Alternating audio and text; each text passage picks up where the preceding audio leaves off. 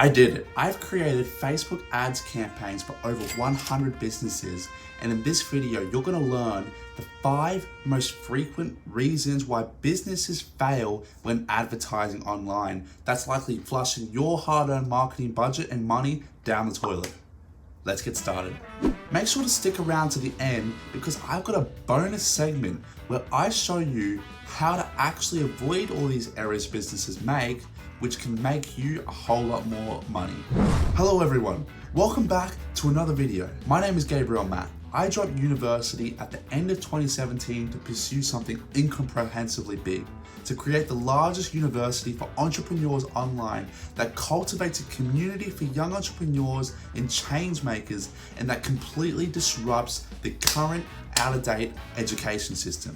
So if you're new, welcome to the channel and hit that subscribe button below to join the movement. I've had the privilege to work with one of the fastest growing marketing agencies in Australia, and now I'm a director and partner of another agency stretching across Brisbane, Sydney, Singapore, and the US. And today I'm going to share with you 5 things I've learned from working with over 100 businesses and why businesses fail when it comes to advertising online.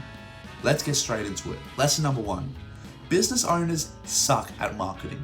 Well, isn't that helpful, Gabe? Let me explain.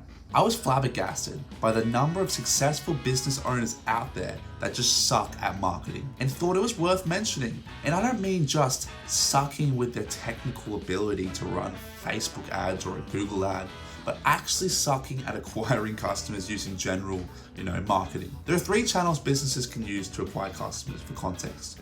One is referrals. For example, Billy down in the pub tells Jono about your soap fragrance and how fire they are, so Jono decides to buy his soap. In other words, someone advocated for you, and this has resulted in a customer. 2.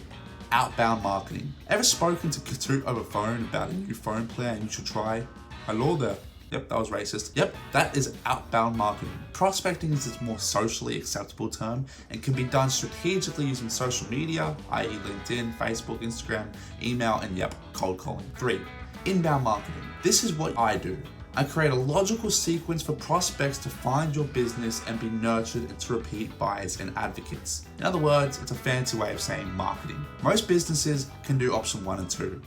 But when it comes to inbound marketing, option 3, it's like we're pouring water into a bucket with holes in the bottom of it. Why is this happening? And who am I as a 20-year-old to make such a bold statement? Well, I've seen it firsthand. Firstly, business owners are still negligently living in the past, spending more money on radio, print, and TV advertising than Kylie Jenner does on lip injections. Newsflash, get the pun, your old man doesn't shop for old newspapers anymore because he's too busy stalking pictures of you and your girlfriend on Facebook.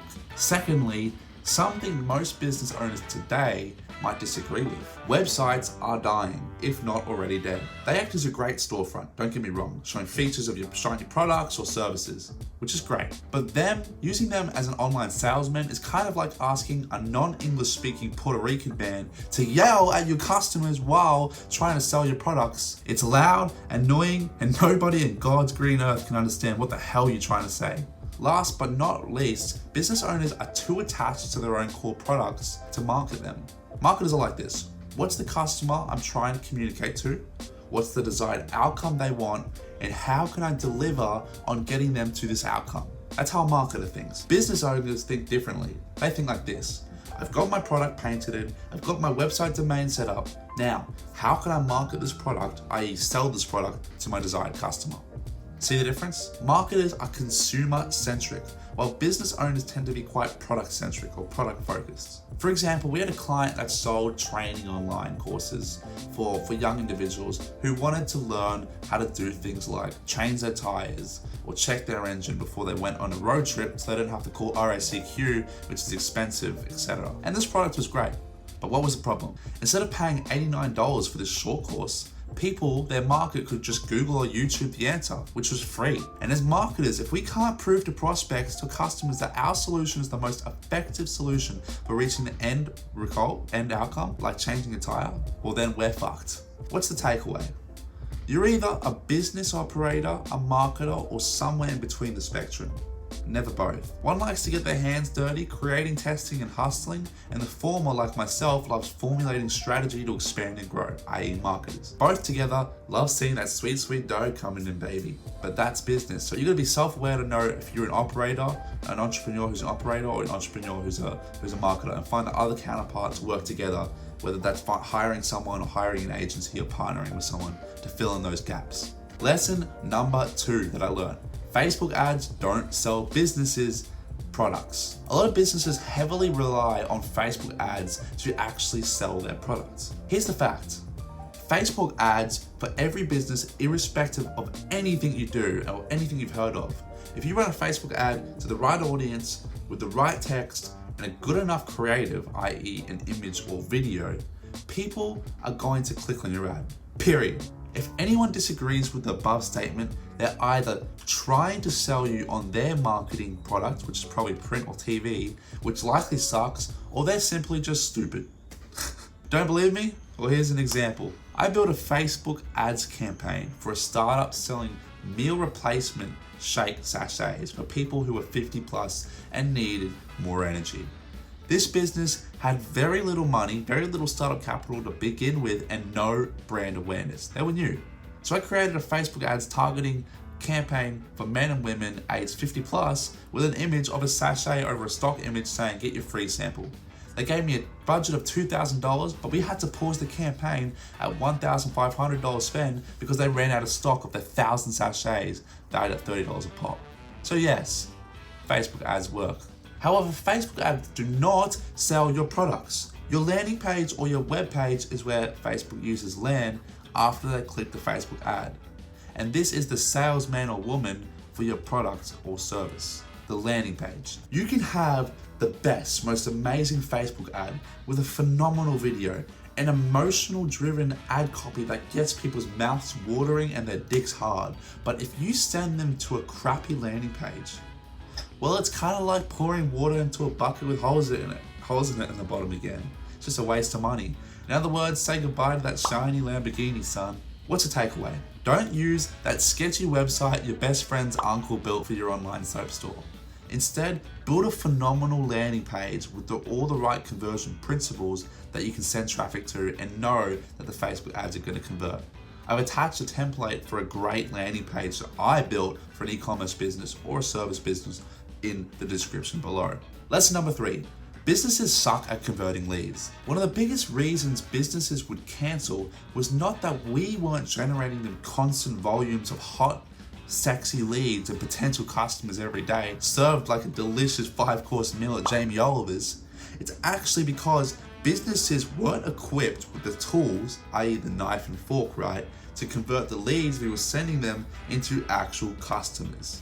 Hungry yet? Marketers really have to just one focus. We have one focus: generate a business new customers month on month. But all we have control of is bringing in the new people into the door. For example, we can run ads that encourage people to go inside your cookie store, but from there, you're pretty much on your own to actually convert those visitors into buying your world famous chocolate fudge variety cookies. And I don't care if you're a multi-million-dollar enterprise or a startup sleeping in your stepmom's garage, you need to deploy a proper sales strategy before you spend a cent on social media advertising or Google ads for handling new potential business that comes in. Back to our cookie store. We're only running ads if the owner has some sort of sales rep giving out samples inside the store and telling them about how amazing their cookies are and that will take them to Mars if they buy them. I suppose that's a different kind of cookie right there. Smoke weed every day.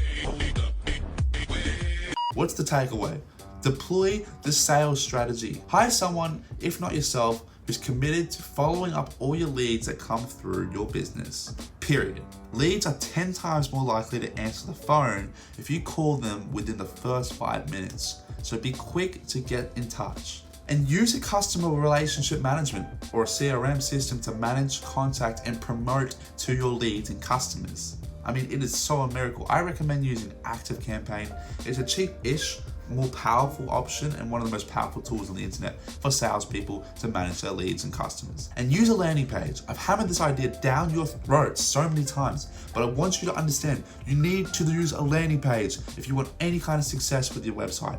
It's literally kind of like having a salesman working for you 24 hours a day, 7 days a week on a payroll of $0 and a commission of 0%. It's free money, so have a landing page and use it. Lesson 4. Your product is irrelevant if your offer sucks. You can have everything right with your Facebook or Google ads. You can have an amazing website, an outstanding product that saves puppies and turns you into Iron Man when you use it. But if the offer sucks, then your ads will too. So there's one thing that you learn out of this entire video, it's this. Know this, your product is different to your offer. Product is simply a product, and a product is not good enough to sell. On the other hand, an offer commonly positioned as a no-brainer or irresistible offer is a way of positioning your product/service so you can provide a different and more exciting way that increases the perceived value of the product you're offering. Say we're selling a bar of fragrance soap for toddlers. What's more exciting? Subscribe to our newsletter for exclusive deals. Or get 30% off your first bar of fragrance soaps, plus join our private community of mums who talk about the difficulties of raising children. Let's do one more. You run a local seminar for real estate brokers and your core product is ticket sales for your seminar. What's more exciting? Get your early bird tickets for the front row seats. Or buy your tickets now and get one free ticket for any guest of your choice, plus get upgraded to front row seats. What I did here for both these examples was called offer stacking. It's basically where stack a bunch of different things together with the core product and make a more exciting offer out of it. What's the takeaway here? Offer stack. Plus, to get people into the door, you have to create an irresistible offer with such a high perceived value to your target audience that it's a no-brainer that they have to opt in or buy. How most businesses do this is offer a price incentive such as 20% off, though I discourage this because you're competing on price, which is really a race to the bottom. What if instead you worked hard to make your offer so appealing that you can charge more for your products and services, and more customers will choose you over your competitors because you've got such a sexy, irresistible offer? Not a bad deal, am I right? Lesson number 5 and the last one. Business schools have taught marketing in reverse. This was an interesting one. If you ever tried to sell something and it hasn't sold, or you lost money, chances are you probably followed the traditional business school out-of-date system that is completely against what I teach here in the University of Misfits. Here's how business students are taught, and this is the model. Tell me if this is familiar to you at all in your university studies. 1. Do your market research. 2. Create a product or service. 3. Go look for your audience and sell to them. 4. Fail. Whoops, I added that last one. This model is fundamentally wrong, and it's one of the reasons why 90% of businesses fail, and it's such a flawed model because it's product focused. It's how businesses were run in the early 1900s, and it's not how we thrive in the 21st century. This is how a winning business model looks like. 1. You find and choose a niche audience you want to serve. 2. Craft an offer that directly solves the problems and brings that audience closer to their desired outcome. 3. Build your audience and find out what they want or need. Then 4. You deliver on what they want. Here's a really light example of 2. So scenario 1, the bad one. You start a lawn mowing business where you cut people's lawns for $150 every Saturday in outer Brisbane suburbs.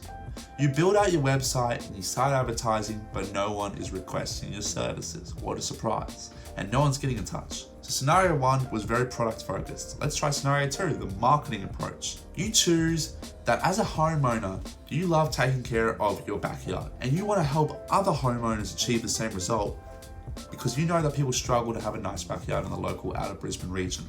So you create and advertise a video tutorial on how to maintain a stunning backyard in Brisbane, spending only 15 minutes a week. That's your offer.